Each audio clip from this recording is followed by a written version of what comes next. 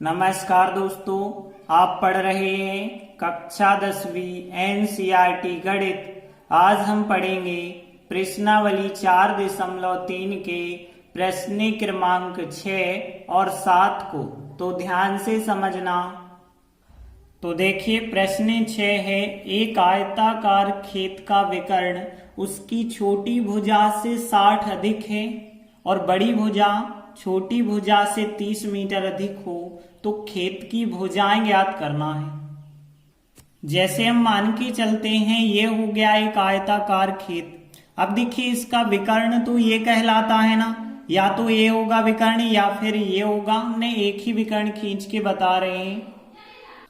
अब देखिए आयत में ये कहलाती है चौड़ाई और ये कहलाती है लंबाई। चौड़ाई जो होती है वो सबसे छोटी भुजा कह सकते हैं हम। तो देखिए यदि हम सबसे छोटी भुजा को x मान लेते हैं तो आगे कहा गया है कि जो विकर्ण है छोटी भुजा से 60 अधिक है, मतलब छोटी भुजा x मानी है तो विकर्ण हो जाएगा उससे 60 ज्यादा, तो x प्लस 60। और बड़ी भुजा मतलब जो लंबाई बची है वो छोटी भुजा से 30 अधिक है। छोटी भुजा x है उससे 30 अधिक होगी तो x प्लस 30। तो देखिए हम मान के चलते हैं आयताकार खेत जो है उसकी सबसे छोटी भुजा जो है वो x मीटर है। अब विकर्ण उससे 60 अधिक बताया गया तो x प्लस 60 मीटर होगा, और बड़ी भुजा 30 मीटर अधिक है तो x प्लस 30 हो जाएगी। अब आप देख रहे होंगे कि यहाँ एक विकर्ण है और छोटी भुजा और बड़ी भुजा ये क्या बना रहे हैं, एक समकोण त्रिभुज बना रहे हैं। और समकोण त्रिभुज में हम पाइथागोरस प्रमेय लगा सकते हैं। तो अब हम पाइथागोरस प्रमेय लगाते हैं। पाइथागोरस प्रमेय क्या होता है, कर्ण का वर्ग और यहाँ पे लंब का वर्ग प्लस आधार का वर्ग। अब यहाँ कर्ण को कहा गया है विकर्ण, तो हम कह सकते हैं विकर्ण का वर्ग बराबर दोनों भुजाओं का वर्ग। मतलब यहाँ पे हम करेंगे छोटी भुजा का भी वर्ग करेंगे प्लस बड़ी भुजा का भी वर्ग करेंगे। पाइथागोरस प्रमेय ही आपको पता है ना, कर्ण का वर्ग बराबर लंब का वर्ग प्लस आधार का वर्ग। ऐसे भी हम कह सकते हैं यहाँ कर्ण जो है वो विकर्ण है और छोटी भुजा जो लंब है उसे हमने छोटी भुजा लिखा है, जो आधार है वो बड़ी भुजा है। अब हम इनमें मान रख देंगे तो विकर्ण कितना है, x प्लस 60 है तो x प्लस 60 का वर्ग, छोटी भुजा कितनी है x है तो x का वर्ग, प्लस बड़ी भुजा कितनी है x प्लस 30 है तो x प्लस 30 का वर्ग। अब देखिए आपको एक सर्व समीका a प्लस बी का होल स्क्वायर की पता होगी, जो कि a वर्ग प्लस 2ab प्लस b वर्ग होती है। यहाँ पे लगानी है और यहाँ पे लगानी है। तो देखिए कैसे हम लगाते हैं, पहले हम यहाँ पे इसे a का वर्ग कर देते हैं, फिर लास्ट में इस b का वर्ग करते हैं और बीच में ab का गुणा करके दुगना, तो ab का गुणा ab हुआ और फिर दुगना कर दिया तो 2ab। यहाँ भी हम x का वर्ग करेंगे और फिर यहाँ 60 का वर्ग करेंगे। 60 का वर्ग कितना हो जाएगा 3600, और बीच में इनका गुणा करके दुगना। 60 और x का 60x हुआ, 60x का दुगना कर दो 120x हो जाएगा यहाँ। और यहाँ x का वर्ग x वर्ग होगा। यहाँ भी हम सर्व समीका लगाएंगे तो x का वर्ग और यहाँ 30 का वर्ग करेंगे तो 900 हो जाएगा, और बीच में गुणनफल का दुगना करना है, 30 और x का 30x और दुगना कर दो तो 60x हो जाएगा। अब हम क्या करेंगे, सभी संख्याओं को एक तरफ पक्षांतर कर लेंगे। तो देखिए हमने ये संख्या वैसे ही लिखी है, x वर्ग हम इस तरफ ला रहे हैं माइनस का, x वर्ग फिर इस तरफ लाएंगे माइनस का, 60x भी लाए माइनस के, 900 भी लाए इस तरफ माइनस के, बराबर में कुछ नहीं बचा मतलब 0। अब देखिए x वर्ग धन का और ऋण का तो कट जाएगा, लेकिन फिर भी एक x वर्ग तो है माइनस का, वो बच जाएगा। 120x धन के हैं, 60x ऋण के हैं, तो 120 में से 60 घटा देते हैं तो धन के 60x बच गए।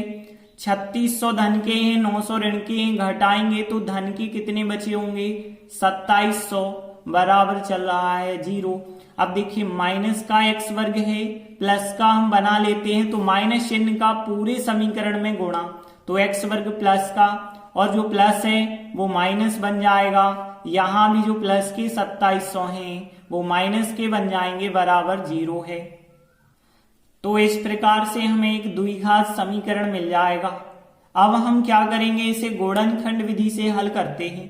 तो हमें क्या करना होता है, बीच का जो पद होता है दो भागों में तोड़ना होता है। कैसे तोड़ते हैं, पहले 2700 का गुणा, यहाँ के अंक कुछ नहीं है तो 1 माना जाएगा, 1 से करेंगे।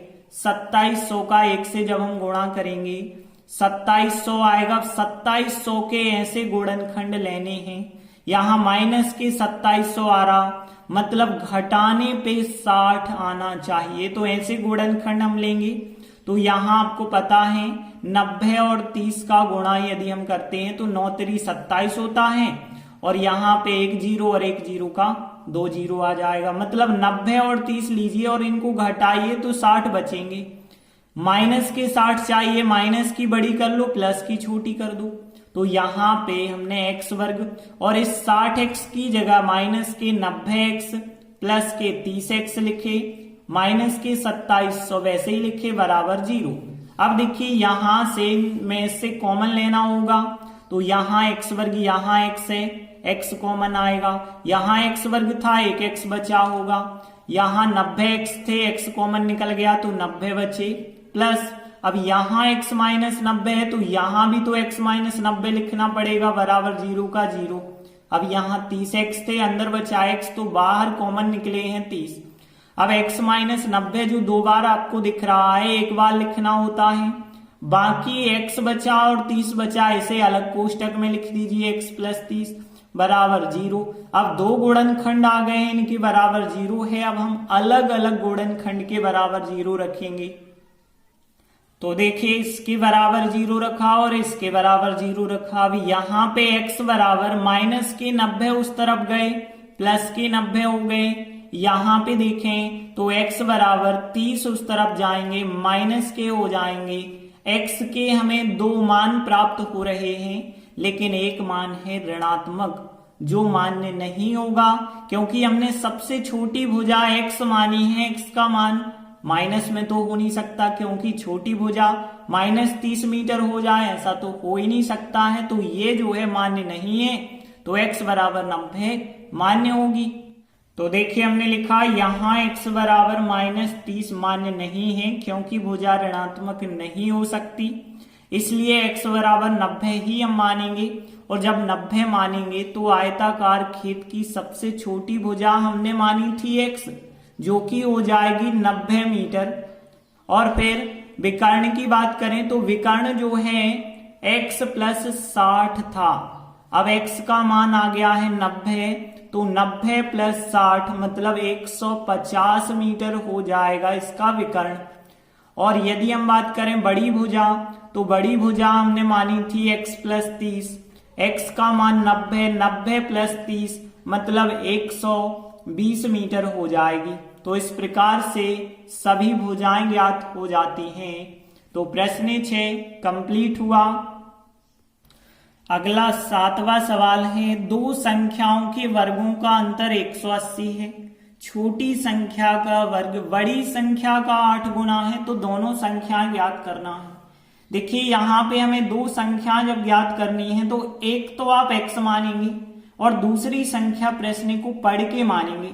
अब यहाँ पे देखिए दिया गया है छोटी संख्या का वर्ग बड़ी संख्या का 8 गुना है, तो हम बड़ी संख्या का 8 गुना है, इस वजह से बड़ी संख्या को x मान के चलते हैं।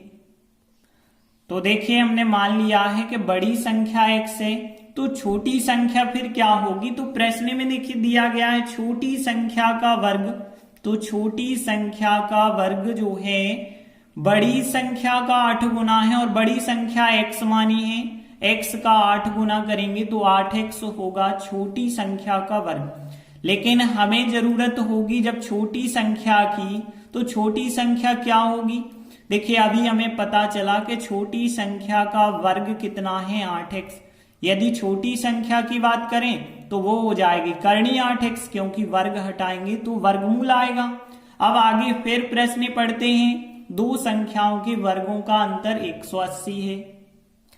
तो हमने लिखा तब प्रश्नानुसार वर्गों का अंतर है 180। अब देखिए वर्गों का अंतर मतलब यहाँ पे बड़ी संख्या का वर्ग और छोटी संख्या का वर्ग, इन दोनों को घटाएंगे तो कितने के बराबर रखना होगा, 180 के। तो देखिए पहले आपको बड़ी संख्या का वर्ग फिर माइनस छोटी संख्या का वर्ग। देखिए छोटी संख्या का वर्ग पहले से हमें पता है कितना है, 8x है बराबर 180 लिखा हमने। अब देखिए यहाँ पे x वर्ग लिखा फिर 8x लिखा, 180 का आप इस तरह पक्षांतर करेंगे माइनस का हो जाएगा बराबर कुछ नहीं है मतलब 0। अब देखिए यहाँ एक द्विघात समीकरण हमें प्राप्त हो गया है। अब इसे हम गुणनखंड विधि से हल करते हैं। तो फिर बीच के पद को दो भागों में तोड़ेंगे। कैसे, पहले 180 का गुणा हम 1 के साथ करेंगे, यहाँ 1 माना जाएगा। तो 180 का गुणा 1 के साथ किया, 180 आए, लेकिन माइनस के 180 आए। अब हमें 180 के ऐसे गुणनखंड लेने हैं कि घटाने पे माइनस करने पे मिल जाए 8। तो यहाँ आपको पता है 18 गुणित 10 होता है 180, घटाते हैं 8 मिल जाएगा। माइनस का 8 चाहिए, माइनस की बड़ी ले लो प्लस की छोटी ले लो। तो यहाँ x वर्ग माइनस के हमने 18x लिए हैं प्लस के हमने 10x लिए हैं और माइनस के 180 लिखे बराबर 0। अब हमें कॉमन लेना होगा। तो देखिए इन दो में से कॉमन और इन दो में से, x यहाँ है तो x कॉमन आएगा। x वर्ग था, एक x कॉमन निकाला, एक x बचा, माइनस x कॉमन निकल गया, 18 बच गए। यहाँ पे प्लस है तो प्लस लिख दीजिए। यहाँ x माइनस 18 आया तो यहाँ भी x माइनस 18 होगा, 0 का 0 होगा। अब यहाँ 10x थे, अंदर बचा x तो कॉमन निकले होंगे 10। अब x माइनस 18 आपको दो बार दिख रहा है, एक बार लिखें और बाकी x बचा और 10 बचा, इसको आप दूसरे कोष्टक में लिख दें बराबर है 0। अब आपको दोनों गुणनखंडों के बराबर अलग अलग 0 लेना होगा। तो देखिए हमने इसके बराबर भी 0 लिया, इसके बराबर भी 0 लिया। यहाँ x बराबर माइनस के 18 है, उस तरफ जाएंगे तो प्लस के 18 हो जाएंगे। और यहाँ पे देखें तो x बराबर धन के 10 जब उस तरफ जाएंगे तो ऋण के 10 हो जाएंगे। यहाँ पे x के दो मान आए हैं, एक मान ऋण का है एक धन का है। यदि x बराबर माइनस 10 हम लेते हैं तो बड़ी संख्या तो माइनस 10 हो जाएगी, लेकिन छोटी संख्या भी देखिए 8 और x का मान माइनस 10, तो यहाँ करनी के अंदर माइनस का 80 बनेगा और करनी के अंदर ऋणात्मक संख्या नहीं होनी चाहिए। इस वजह से x बराबर माइनस 10 मान्य नहीं होगा, x बराबर 18 मान्य हो जाएगा। तो देखिए हमने लिखा यहाँ x बराबर माइनस 10 मान्य नहीं है, क्योंकि छोटी जो संख्या है वो माइनस करनी 80 आएगी जो नहीं हो सकती है। इस वजह से x बराबर 18 मान्य हो जाएगी। तो देखिए बड़ी संख्या हमने x मानी थी जो कि 18 हो जाएगी, और छोटी संख्या क्या है, करनी 8x है। करनी 8x, अब हम मान निकालेंगे तो 8 गुणित x की जगह 18 रखेंगे और 18 × 144 होता है। अब 144 का वर्गमूल होता है 12, लेकिन वर्गमूल जब हम लेते हैं तो प्लस माइनस चिन्ह लगा सकते हैं, तो प्लस माइनस 12 हो जाएगी छोटी संख्या। तो इस प्रकार से जो संख्याएं आई, एक तो 18 और छोटी संख्या प्लस माइनस 12, मतलब प्लस के 12 भी हो सकती है माइनस के 12 भी हो सकती है। तो हमने अंत में लिख दिया, अतः दोनों संख्याएं 18 और प्लस माइनस 12 हैं। इस प्रकार से प्रश्न 7 कंप्लीट हुआ। धन्यवाद।